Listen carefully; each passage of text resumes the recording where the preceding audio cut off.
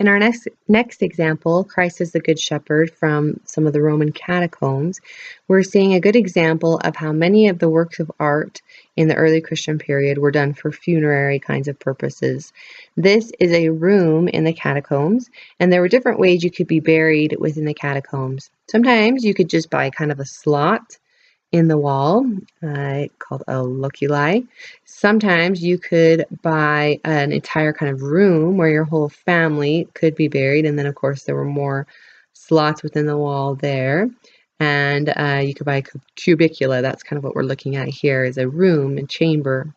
And so as you walk down these corridors, there would be burials along the corridor themselves, and of course rooms off the corridor where families could be buried. You can even see some of the remains of the deceased here in this image. The catacombs were built down into the ground. Land was extremely expensive in Rome at this period, and so usually a few wealthy Christians would buy a bunch of land, and then they would dig down and create this system of corridors and rooms and walkways, and essentially create an underground cemetery. That's what the catacombs are. I know sometimes there are legends that spring up about early Christians being martyred in the catacombs or hiding from religious persecution in the catacombs, but most of that's really not true.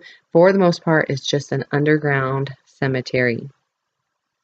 What we're seeing here on the ceiling of this room in the catacombs is a ceiling painting featuring Christ as the Good Shepherd there in the center.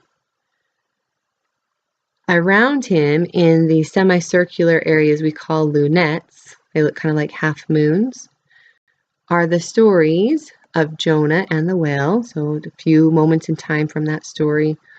Jonah, leaving the boat and getting swallowed up by the whale. Jonah being spit out again over on this side, and Jonah resting after his ordeal there in the central bottom portion. Between the lunettes, we have figures with their arms upraised. These are called orant figures. This is a gesture that suggests that they are praying with their arms up. So not arms folded like you might expect to see, but arms up. That's a gesture of prayer. When we're looking here at the style of these ceiling paintings, we're going to see a few things that remind us of what early Christian art is like. And most often, the way we would describe that is to say that there are elements of classicism, but those are combined with non-classical elements too. And we can definitely see that here in this image. The other thing that we see that's so characteristic of early Christian art on the whole is they take Roman forms and they give them new Christian meaning. Okay, these two ideas of the classical and the non-classical coming together, and of Roman forms being given new Christian meanings, these are the most significant of the characteristics that you'd want to describe when you are explaining early Christian art and architecture in an essay exam. So let's talk about both of these in more detail. Here is a diagram for you to see. You can see the orant figures outlined here. Let's talk a little bit about subject matter while we have this slide up, and then we'll look at the details and talk more about style. Many of these early Christian works heavily emphasize the idea of salvation, of Christ who came to the earth to offer salvation to everyone, and Christ as the Good Shepherd, right? Someone who looks out for every single one of his sheep and puts their needs before his, is a wonderful example of a salvation type of subject matter. And what happened often is they would put these subjects together from the New Testament of Christ with subjects from the Old Testament. And the idea was that the Old Testament was a prefigurement or a prototype or a predecessor, a basis for what happens in the New Testament. So they set up these series of corresponding stories from the Old Testament to the New Testament. The Old Testament story is the type of what comes in the New Testament. So one thing that's often paired together is Jonah and the whale. He's swallowed up by the whale, right? He's in there for 3 days and then he's spit out and it's like he's alive again. This is a prototype for Christ, who is crucified, is in the tomb and deceased for 3 days, and then is resurrected and rises again. So typology, that connection between the Old Testament and the New Testament that created a sense of continuity between the two, is very popular in terms of subject matter during the early Christian period. And very often, those typological connections are meant to emphasize the idea of salvation. So here's the detail of Christ as the Good Shepherd. We can see a few ways in which this sealing has taken Roman precedence and has now given them Christian meaning. The first is just the outlay of the building itself. So we have the red lines encircling the image. We also have the green dividing lines. This was a very common way for Roman ceiling paintings to be set up.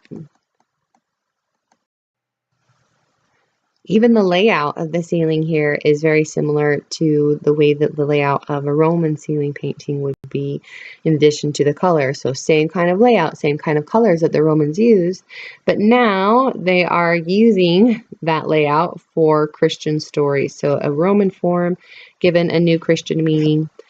The shepherd theme is also something that comes from many classical Greek and many classical Roman works. The shepherd was often associated with Apollo.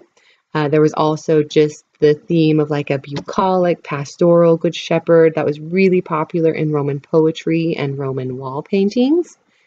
And now we're giving that new Christian meaning, right? Christ as the good shepherd that looks after his flock, that goes after the one and offers them all protection individually. So that is a classical Roman form, and now it's been given new Christian meaning. In addition to the way that these early Christian works often take Roman forms and give them new Christian meanings, we also see that many of these early Christian works take the little bits and pieces from classical style and combine them in with less classical kinds of approaches. So when we look at this image on the left, which is from Pompeii, it's a very classical representation of the human form in a fresco. When we look at the right, this is also a fresco. You can see that we have a few things that remind us of the classicism on the left, but we also have quite a few things that are less classical overall. So for instance, let's talk about some of the things that we see here that are classical. We already talked about, or actually we haven't talked about this yet, excuse me, but one of the things that stands right out to me is the pose. We have a sense of contrapposto in both figures, so marking a similarity, marking a continuation of some classicism. We have a little bit of modeling going on in the right-hand image of Christ and the Good Shepherd. Remember, modeling is the contrast of light and dark, and that creates a sense of three-dimensional bulk. But if you compare that to the modeling that's happening on the left, it's much less well portrayed on the right? We're getting more simplistic types of modeling rather than really sophisticated gradations of light and dark like we see on the left. So sometimes there's classical modeling, sometimes there's classical kinds of poses. Sometimes we will see in other works, not here, drapery that looks very classical. Sometimes we'll see classical kinds of symbols. Sometimes we'll see classical kind of three-dimensionality in terms of the figure and the setting. But none of those last elements that we just listed are present here in this example. And instead, we have quite a bit of a less classical type of approach overall. You can see that there's a lot of stylization in the image. Look at the plant life down between the feet of Christ as the Good Shepherd. Just kind of a quickly executed zigzagging line. There's also stylization in the sheep and their wool, kind of a repetitive pattern that suggests to us wool, but in actuality looks very little like the actual wool on a sheep. So stylization is something that's non-classical that is very often used in these early Christian works. Another non-classical element that we see quite a bit is a sense of abstraction. And we've already kind of mentioned this, right? We said that the modeling was more simplistic And so you could say too that the modeling is more abstracted, right? It's a more basic form of modeling. But even the figure itself, there's not really a lot of anatomical detail and musculature, but we've left a lot of those extra details out in favor of a more simplistic, a more abstracted representation. That's very common in early Christian works. The proportions aren't quite as accurate on the right, and that's part of early Christian non-classical kind of approaches. This one isn't that bad. We'll see other examples where that lack of proportion is much more obvious and immediate. Also, because there is less modeling, it's starting to feel more flat. And again, this one is pretty moderate. It's not really super flat. It's not really super bulky. And it's kind of in between. We'll see a lot of works, especially as time goes on, that become more and more flat in their representation. Something else that we sometimes see in early Christian works, not in this particular example, but pretty commonly, we see sometimes a lot of elongation, so kind of attenuated, elongated figures. And we also see quite a bit of frontality, which means the poses become less lifelike and they end up kind of just standing out there and facing you. And in fact, that was part of the image we saw with David anointing Samuel, that they were all very frontal figures facing forward in a very stiff kind of pose. Those things are common in early Christian works, so we don't see them in particular in this exact example. Over here you can see Jonah being spit out of the whale after his 3 days in the belly of the whale. Here's a detail of when he falls into the sea and is swallowed up by the sea monster. It looks like a weird sort of dog over there, right? It's a very interesting sea monster, I think. And then here is Jonah resting after his ordeal. And again, we can see a lot of those early Christian art characteristics.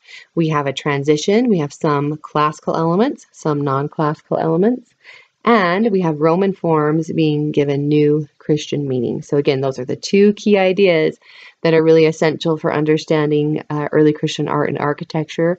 You would for sure want to mention both of those ideas and explain them in an essay talking about early Christian art and architecture.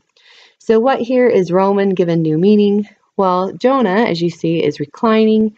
He's in the nude. So that is a classical kind of thing to be doing. And he's reclining underneath this vine.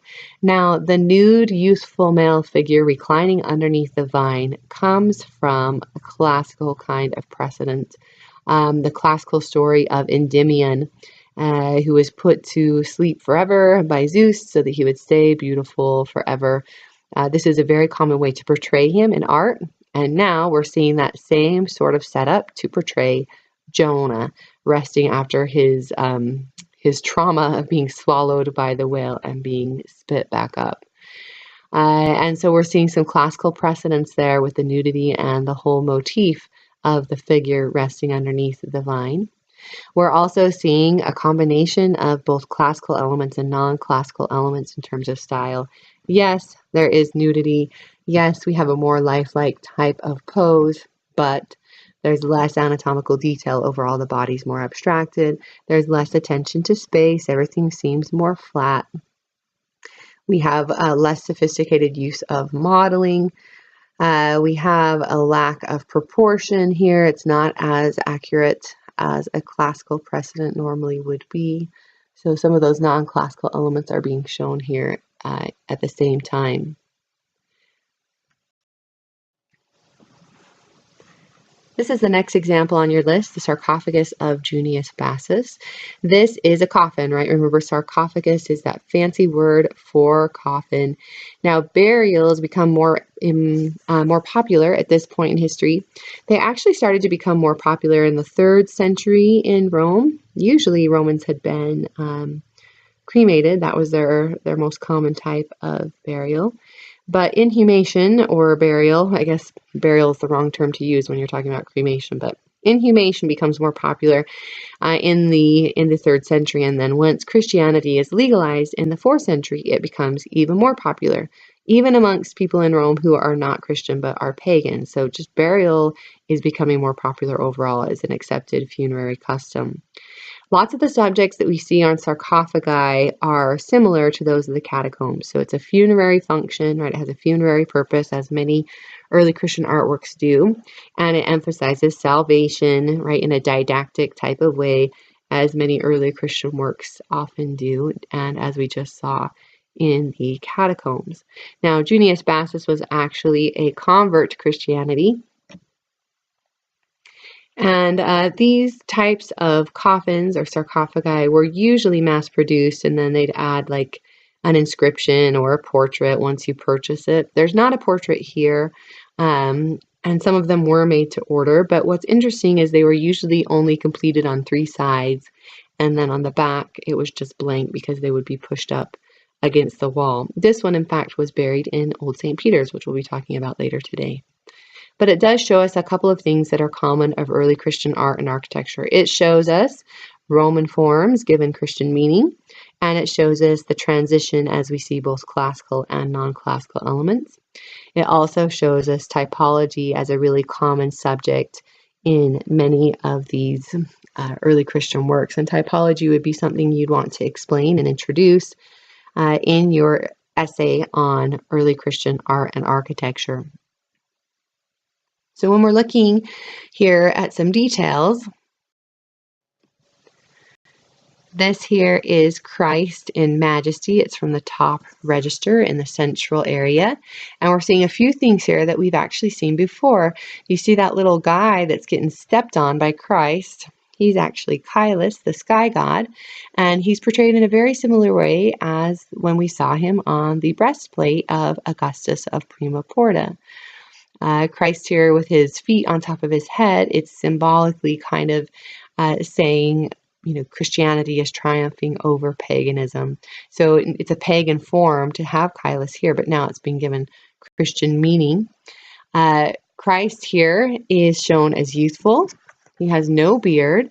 And in fact, before Christianity is named the kind of sole governmental form of religious belief in 376, we do see that quite a bit of Christ's representation show him to be young and youthful without a beard. He's often shown as a shepherd or as a philosopher. And once Christianity becomes the official religion of the Roman Empire, that's going to change, and Christ will be shown in new ways and ways that really link him in with the emperors of the past. So that's coming in some examples that we'll see soon, but isn't to us quite yet. Instead, we're seeing a very youthful, young image of Christ. Down here is an image of Christ entering Jerusalem on the donkey, and this is definitely a Roman prototype given Christian meaning. Remember, Romans loved equestrian portraiture. They loved portraits of people sitting on horses. It was meant to show the military might and political power and just overall physical kind of presence of the figure who's riding the horse. And so now the Christians are giving this new Christian meaning, this whole prototype, and we've got Christ riding in on the donkey. And the connection is that Christ too is noble, Christ too is powerful, just like the Roman emperors of the past. You can see that we have very classical looking settings. We've got classical columns, classical archways, all of this to frame these images. But when we look at the style of the figures themselves, it's not what we would describe to be classical in most ways. Here in this detail, the drapery of Christ is not too bad. It's pretty believable. I would call that classical drapery. But look how off the proportions are. His hands are huge, and the donkey is tiny, and its neck is so stubby. The proportions of the donkey and the rider are completely off. The proportions of the donkey and rider to the tree in the background and the figure that's like poking through the trees, all of those proportions are incorrect. So inaccurate proportions are common in early Christian works. That's a non-classical element that they use quite a bit. Figures are very abstracted, right? Broken down to just kind of the basic representation, not a lot of individualized kinds of details being shown. That's also non-classical. We have a little bit of just a compressed sense of space going on here, and that less realistic representation of space also feels less classical. But when we look at this image here of Adam and Eve, we can see that classical precedents haven't been completely abandoned. We have two figures in a contrapposto pose, although the contrapposto is not completely correct, and in the nude, right? So these are very classical things to do. Contrapposto and classical poses and classical nudity, those are things that we still see cropping up even at this point in the early Christian period. Okay, and here's a side detail of the sarcophagi. You can see that there's a different sort of representation on the sides in terms of comparing that to the front. And if we look over here at this detail, we can see a little more clearly what the subject matter is here. And this is another example of a classical form being given a new Christian kind of meaning. So we have the putti over here harvesting grapes, and the Romans used that for a long time, and of course it was associated with Bacchus or Dionysus. And the grapes were associated with wine and feasting, but now in the Christian tradition, they use that same wine for the sacrament, right? They call it the Eucharist, and it was a specific ceremony that was meant to remind the partakers of their potential for salvation through Christ. So those themes of salvation that we see so often in early Christian works being emphasized here with these putti harvesting grapes and the references that has then to the Christian sacrament. Overall, when we look at the style, the figures are not very classical. I mean, we see little bits and pieces that remind us of classicism, and little themes and motifs and poses that remind us of classicism. But on the whole, this is starting to look pretty strongly non-classical. If we contrast that with the Santa Maria Antiqua sarcophagus, which is not on your list, but this is just for you to see, you can see that some sarcophagi that are done at about the same point in time are way more heavily focused on the classical approach, more classical in terms of poses, more classical in terms of attention to the body, in the themes and so on that are shown. So we've got all spectrums going on at this point in time, but we're definitely moving toward a less classical approach.